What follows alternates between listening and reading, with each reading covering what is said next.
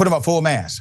Track coach tricked athletes into sending him nude photos. He has now pleaded guilty of this. 30-year-old Steve Waithe, a former college track and field coach from Chicago, pleaded guilty Tuesday to 12 counts of wire fraud, 1 count of cyberstalking, 1 count of conspiracy to commit computer fraud, and 1 count of computer fraud, aiding and abetting a connection with a scheme to trick women across the country into sending him nude or semi-nude photos. Now, according to prosecutors, Waithe previously worked as a track and field coach for multiple institutions, including Northeastern University, Penn State University, Illinois Institute of Technology, University of Tennessee, and Concordia University, Chicago. While working as a track coach at Northeastern, Waithe requested the cell phones of female student athletes under the pretense of filming them at practice and meets, okay? He then covertly sent himself explicit photos of the victims that had previously been saved on their phones. Hell of a violation here.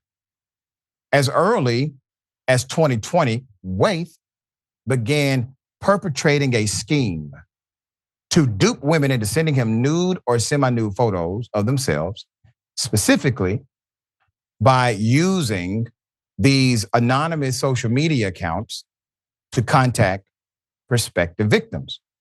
He would then claim he found compromising photos of them online, all right? And these are the photos he sent himself. He would say, listen, I found these photos online, and this was all part of the manipulation. And then he would offer to help get the photos removed from the internet.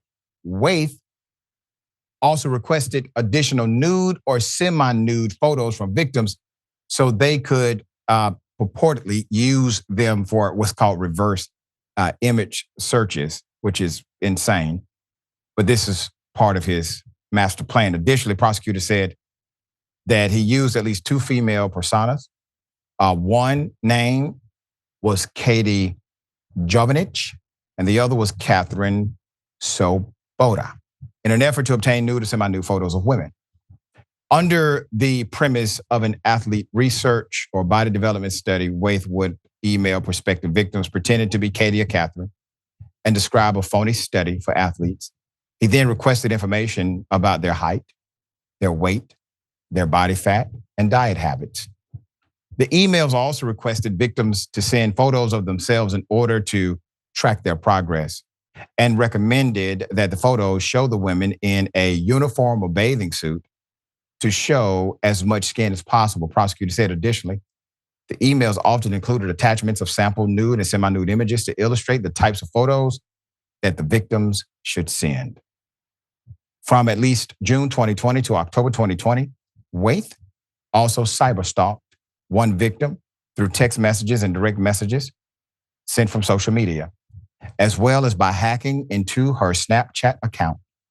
Additionally, Waithe texted and sent nude photos of the victim to the victim's boyfriend, saying, quote, I wanted to make you aware that someone hacked your girlfriend's Snapchat account and will leak it soon. I need your help to assure this does not happen, end quote. Waithe continued to send harassing and intimidating messages to the victim and her boyfriend for about 5 months. The messages included explicit photos that Waithe had stolen from the victim's phone when she was on the track and field team under his leadership at Northeastern. In October 2020, Waithe conspired with another person to hack into Snapchat accounts and gain access to at least one account and its private My Eyes Only folder that contained nude or semi-nude photos. Waithe then provided his co-conspirator with the username and phone numbers of at least 15 women. The two used the information to craft and send text messages saying that they were from the Snapchat support team and requesting security information through which they gained access to at least one account for that con as well. Put up his picture again.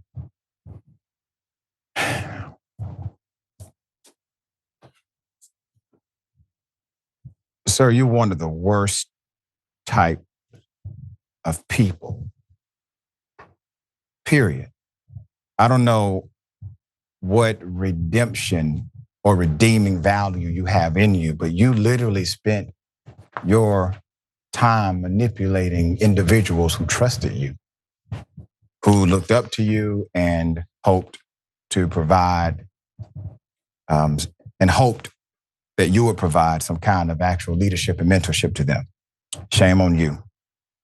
Jackson, when you look at the extreme thoughtfulness put into doing something so damn manipulative and evil, you realize how dysfunctional and perverted this human being is.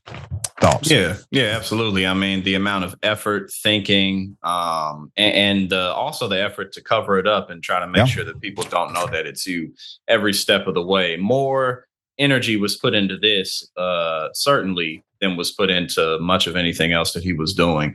I mean, this guy was, he's sick and weird. This is weird. You know what I mean? And dangerous, though. Very dangerous, and can lead to violence, not just different types of manipulation, possibly putting people's images out or whatever it is. But it's like, this wasn't even attached to some type of a money scheme or something like, hey, I got your pictures, give me some money, or like, because at least if it was that, I mean, obviously that doesn't make it better, but at least it makes more sense. You know, this is just like you can just look at nude photos online for free. You know what I mean? Like, it's you can get that type of content for free, and you don't have to violate people's privacy, especially not people who are supposed to trust you. And he's only 30. You know, I'm 31. He's my age going down for this. So it's like, that's it for him. This is pretty much done. He's done. And had, when I say a hell of a career, when you look at this guy's resume and the universities that he was able to work in at 30, man, threw it all away in the, as you would say, it's sadistic, brother.